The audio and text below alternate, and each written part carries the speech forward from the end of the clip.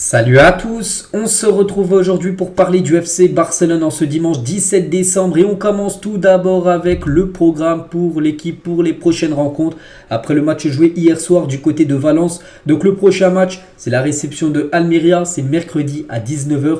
Ensuite les gars, il y aura un match aux États-Unis contre le Club América, c'est une équipe mexicaine. Ça sera le 22 décembre prochain, 3h du matin. Pourquoi jouer ce match alors qu'il y a déjà beaucoup de matchs à jouer au cours de la saison? C'est un match en gros pour récolter de l'argent. Voilà, le Barça c'est pas caché, hein, c'est un match qui pourrait récolter, enfin le Barça pourrait récupérer quasiment 5 millions d'euros. Donc voilà pourquoi le Barça ira aux États-Unis juste pour jouer un match.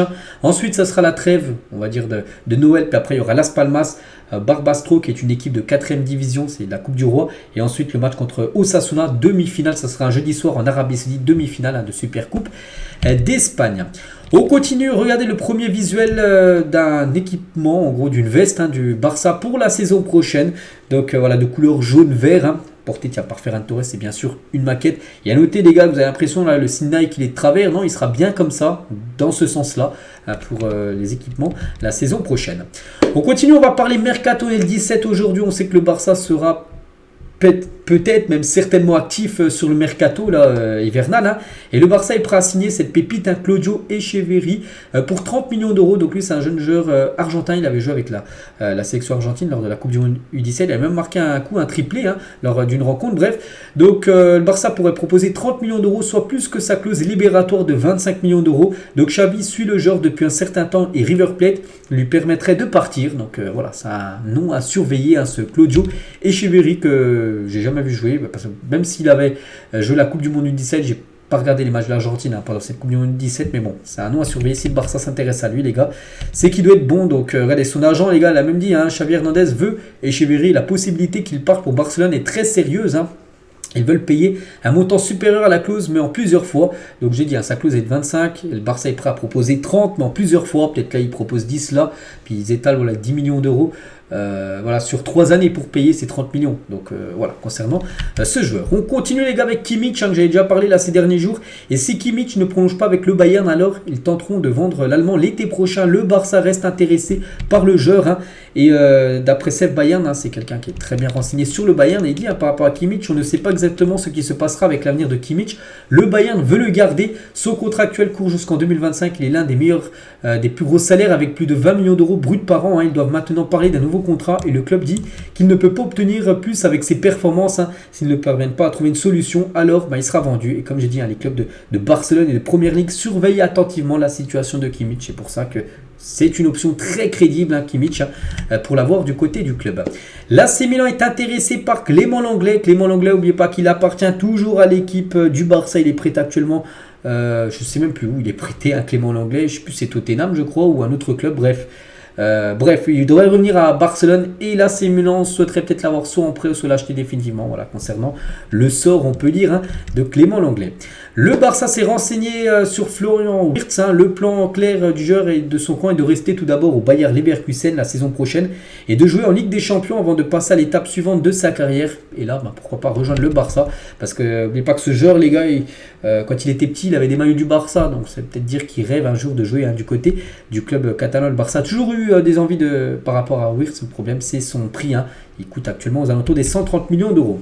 Le Barça souhaite recruter Lo Celso en janvier prochain. Le besoin d'un joueur ayant le profil du milieu de Tottenham s'est accentué après la blessure bien sûr de Gavi. Ça fait plus d'un mois qu'il est blessé. Et Lo Celso, les gars, c'est vrai que son nom revient souvent. Donc là, c'est pour ça que je parle un petit peu de toutes les infos mercato. Et Lo Celso est une option. Donc là, concernant Kimmich, tous ces joueurs-là, ou même Wirtz, ce serait plutôt pour l'été prochain. Même si c'est Wirtz, ça sera compliqué. Mais Kimmich, c'est plutôt pour l'été 2024. Lo Celso, les gars, c'est pour janvier. Là, je vous parle, qui pourra arriver au club. Concernant Lewandowski, donc reste ferme, il veut remplir le contrat qu'il a signé avec le Barça jusqu'au 30 juin 2026. En gros, il va aller jusqu'à la fin de son contrat, donc encore pendant 2 ans et demi. Donc Lewandowski veut rester à Barcelone. Il a déjà rejeté une offre de l'Arabie Saoudite d'une valeur de 150 millions d'euros par an. Voilà, je pense en salaire qu'il aurait pu toucher. Il aurait pu toucher le jackpot en rejoignant une équipe saoudienne, mais il a tout refusé pour rester du côté du FC Barcelone. Concernant Sergio Roberto, qu'est-ce qu'il va faire? Un petit rappel, en fin de contrat, en fin de saison. Il veut continuer au Barça une année supplémentaire. Je sais pas si c'est une bonne nouvelle, parce que c'est plutôt limité quand même ses performances. Donc lui, il souhaiterait que le Barça lui propose encore de prolonger une année de plus du côté du club. Concernant Sergi Lodeste, un joueur du Barça prêté au PSV. Et lui, c'est bien parce qu'il joue très bien en tant qu'arrière gauche pour le PSV. Donc, ils ont une clause d'achat de 10 millions d'euros pour le joueur et il devrait la lever, vu qu'il est plutôt satisfaisant. Le PSV souhaiterait l'acheter définitivement et ça ferait une belle rentrée d'argent de 10 millions d'euros dans les caisses du club du FC Barcelone. Concernant Oriol Romeu, qui vit une fin de saison très délicate, les derniers matchs sont catastrophiques de sa part. Bref, des pourparlers sont en cours entre Barcelone et Girone pour le retour de Romeu. Donc il devrait bien retourner du côté de Girona, normalement pour la deuxième partie de saison. Les récentes défaites européennes du Barça ont eu un impact négatif sur le classement, sur le club dans le classement de l'UEFA. Il pourrait même manquer la Coupe du Monde des clubs 2025, parce qu'oubliez pas que la Coupe du Monde des clubs 2025, donc là actuellement où City va la jouer, c'est avec 7 équipes, mais à partir de 2025, je crois, il y aura 32 équipes et le Barça aurait pu potentiellement jouer cette Coupe du Monde des clubs. Mais vu que là, le Barça a perdu des points au classement de l'UEFA par rapport à, par exemple, à cette défaite contre Antwerp et que l'Atlético, eux, montent en puissance, en gros, c'est que 2 clubs qui sont qualifiés en gros par pays. Donc il y aura, on pense, le Real Madrid et un deuxième club. Donc normalement, pour l'instant, c'est le Barça, mais vu que l'Atlético revient fort sur le Barça, et attention, ça pourrait peut-être faire Real Atlético au lieu de Real Barça. Et ce serait bien sûr un gros coup dur pour le Barça de ne pas jouer cette Coupe du Monde des clubs en 2025. Donc la première édition 2025 avec ces 32 équipes en club, les gars, ce serait du côté des États-Unis que ça se jouera, cette compétition. Cancelo fait partie du meilleur 11 de la phase de groupe de la Ligue des Champions. Donc là, on parle pas que du match contre Antoine, non, des 6 matchs de poule, les meilleurs joueurs. Donc voilà, sur SofaScore, c'est cette équipe-là. Et on peut voir Cancelo, c'est le seul joueur du Barça, dans ce 11 type. Toujours avec la Ligue des Champions. N'oubliez pas qu'on est dimanche aujourd'hui. Demain, c'est lundi. Et demain, midi, on connaîtra le futur adversaire du Barça. Donc le Barça affrontera une équipe du chapeau 2.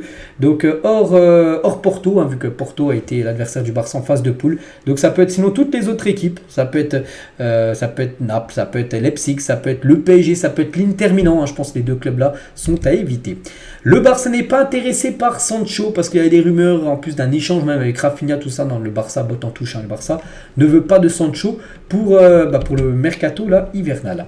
L'ancien entraîneur du Barça féminin, donc s'appelle Luis Cortés, a été nommé nouvel entraîneur de l'équipe féminine d'Arabie Saoudite. On lui souhaite bonne chance. C'était lui l'ancien coach du Barça féminin. Maintenant, bien sûr, il y a un nouveau coach, mais voilà, on lui souhaite bonne chance parce qu'on peut voir qu'il est devenu l'entraîneur des filles du côté de l'Arabie Saoudite. Gundogan, joueur bien sûr de l'équipe. Les réseaux sociaux, c'est quelque chose à laquelle je n'accorde vraiment pas d'importance. Il a dit, moi je veux juste que les gens me voient comme un bon joueur de football. Partager ma vie sur Instagram ou autre chose, vraiment ce n'est pas pour moi. C'est pour ça qu'il met très rarement des choses tout simplement sur les réseaux sociaux. Gundogan, il raconte également son histoire.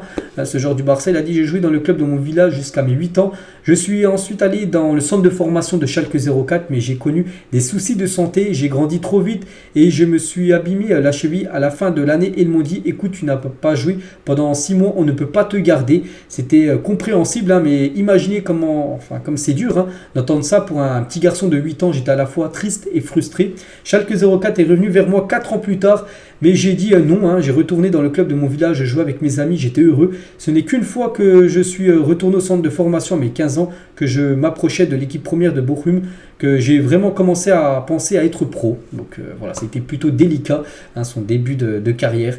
Maintenant on sait que c'est un très bon footballeur, en plus il joue du côté du club Blaugrana. Thomas Tuchel, donc le coach du Bayern, sur un éventuel appel téléphonique avec Araujo, parce que depuis pas mal de jours on entend que le Bayern serait prêt à mettre une grosse somme d'argent, même 100 millions d'euros pour le défenseur du Barça. L'Uruguayen semblerait focus sur le Barça pour le moment, mais on ne sait jamais les gars. Bon, peut-être pas là cet hiver, mais l'été prochain on ne sait pas les gars. Si vraiment le Bayern propose ces 100 millions d'euros, ça peut faire réfléchir le Barça, même si ce serait une grosse perte. On parle quand même de 100 millions d'euros pour Araujo. Donc voilà, c'est pour ça que Thomas Tuchel a dit, parce qu'il a été questionné sur ça en conférence de presse, il a dit, je ne ferai aucun commentaire là-dessus.